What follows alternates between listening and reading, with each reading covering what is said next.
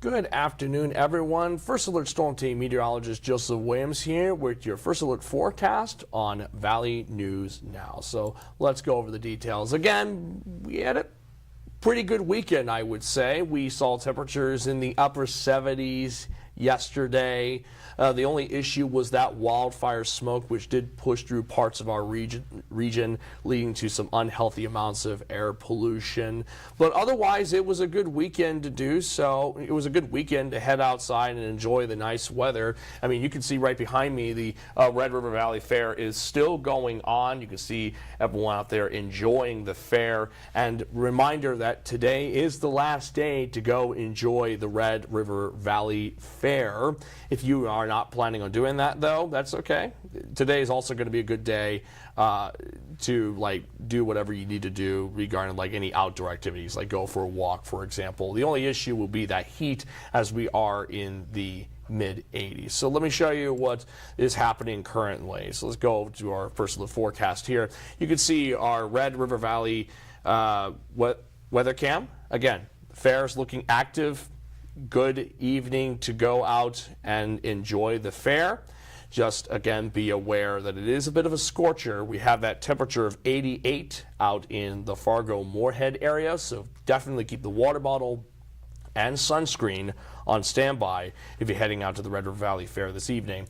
And Fargo's not the only city that's a bit of a scorcher. We got an 89 in Sisseton versus 84 in Oaks and Jamestown, 85 in Grand Forks. It's only at the international border where we have temperatures in the upper 70s to low 80s, where we have say 81 in Howlock versus 77 in Roseau and Langdon.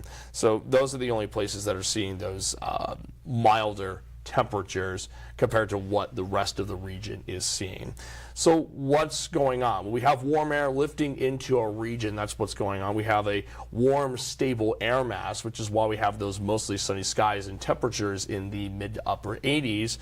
But in return, we have some air quality issues still in northwest Minnesota. We've been tracking wildfire smoke throughout the past couple of days, and we still have some air pollution in northwest Minnesota, as indicated by that yellow color, which represents moderate amounts of air pollution. But eastern North Dakota, the air pollution values are actually in the good category. So there's little air pollution. That's the good news. Now, the bad news is I was looking at some traffic cams in northeast North Dakota and northwest Minnesota, and there's still a light amount of haze in those places due to that wildfire smoke. So that is something to keep in mind as we head into tonight. So looking at the Red River Valley Fair forecast, again, we're going to be a bit of a scorcher over the next several hours. Still looking at 88 by 6 p.m.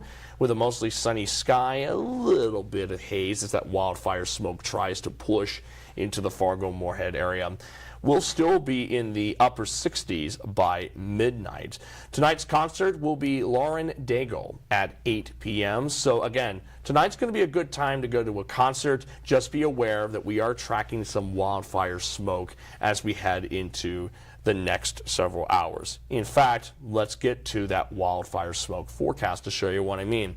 By 7 o'clock, we may see some of those unhealthy amounts of air pollution making their way into northwest Minnesota and northeast North Dakota. So that haze may get a little bit heavier as we head into the evening hours, which means impacts on air quality. So if you have any plans in northwest Minnesota tonight into tomorrow morning, you're going to want to limit that outdoor exposure, especially if you are sensitive to that wildfire smoke.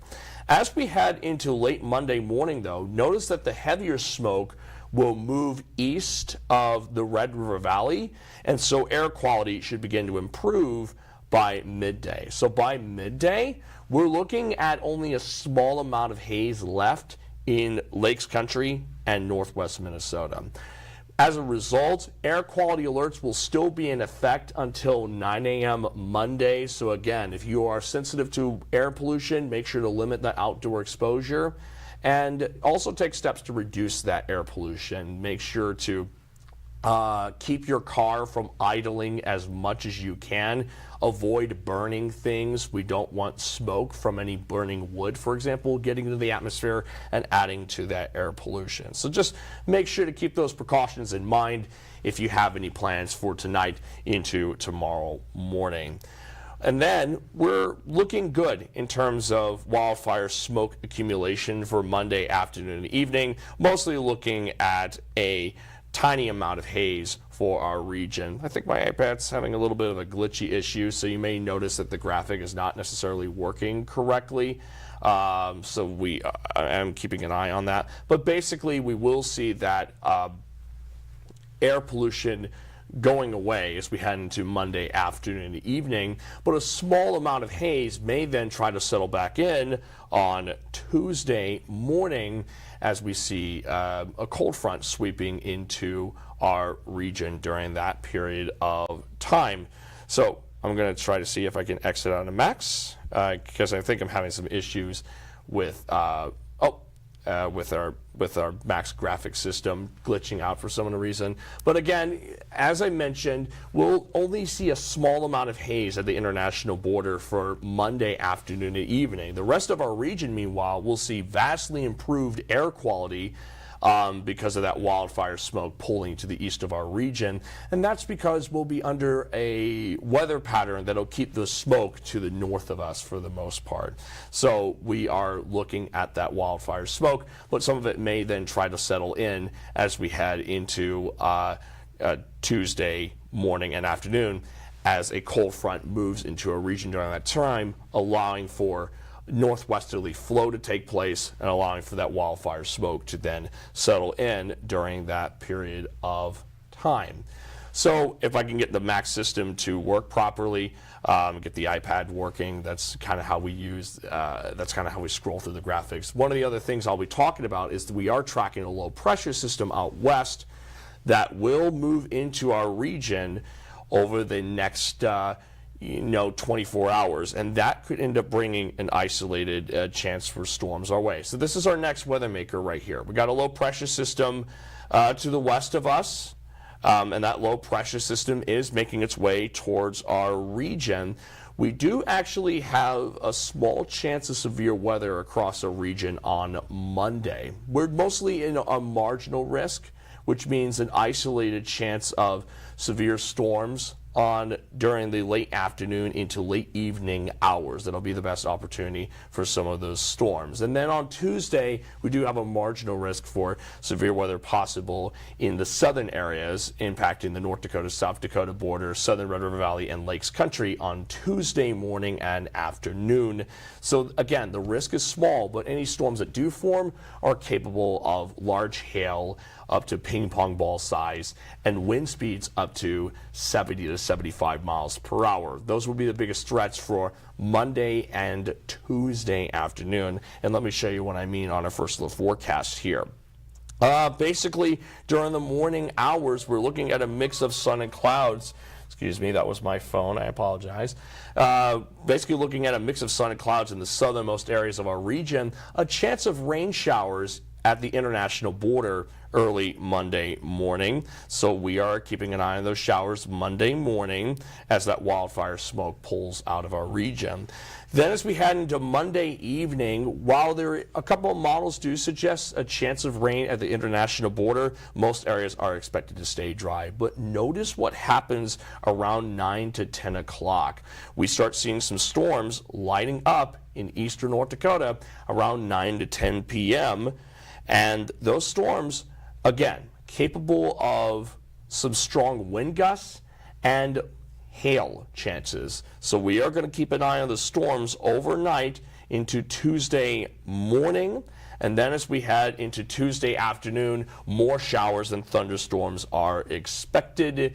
And basically the greatest impacts will be in the southern areas of our region regarding those showers and thunderstorms throughout Tuesday afternoon and evening. It's not until Tuesday night that any leftover rain is out of our region.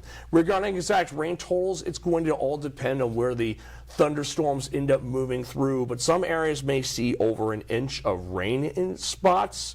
So we are going to keep an eye on how much rain will come down from these downpours. But basically the point is Monday heading into Tuesday, a little bit active regarding those shower and storm chances.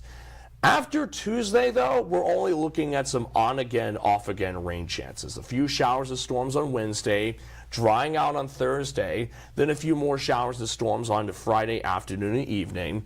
Then the weekend is mostly dry. So, again, Monday and Tuesday are our biggest days that we're going to keep an eye on regarding that isolated severe weather risk. Again, the risk is low, The risk is low, but we can't rule it out. So keep the VNL weather app on standby, and if we do see an isolated severe storm or two, definitely have the VNL weather app and a severe weather plan in place just in case. Aside from that, temperature-wise, not too bad. We'll be in the upper 60s during the morning hours. Upper 80s south of Highway 200. So if you're in Valley City or Jamestown, we'll be in the mid-80s. If you're north of Highway 200, such as in Grand Forks or Langdon, however, temperatures will only get into the 70s at most. And then cool air settles into our region throughout the rest of the work week after Monday. So look at Wednesday. Wednesday will be the coolest day of the work week with a high of 68. And in fact, it'll be the first time in about a month that we've seen temperatures drop in below 70 degrees. Anywhere in our region, not necessarily just in the Fargo-Moorhead area. Similar situation in Grand Forks, going from 79 on Monday to 71 on Tuesday, and then 66 on Wednesday, and then back in the mid-70s for Thursday and Friday. So basically, tomorrow a bit of a scorcher. Wildfire smoke pulls out tomorrow morning, and then as cool air settles in, we'll also see some severe thunderstorm chances for Monday evening into Tuesday. Again, the risk is low, but there is a chance for that storm risk in place. So definitely keep the VNL weather app on standby over the next couple of days. And then the rest of the work week, as you may have seen, is looking mild. We'll be in the 60s to mid-70s at most for our temperatures, which normally those temperatures are seen in mid to late spring, not in mid-July. So it's going to feel like springtime for much of this work week. Now, I will go over the storm threat again on Valley News Live at 9 and 10, so be sure to tune in to those shows. Also give some periodic updates on the VNL First Alert weather app. And if you're not able to watch any of my shows for tonight, Lisa Green should be on tomorrow morning. So overall, again, be safe out there. If you have any plans for Sunday afternoon and evening, enjoy the sunshine while you can. And again, as always, keep the VNL weather app on standby and be safe out there. Have a good Sunday.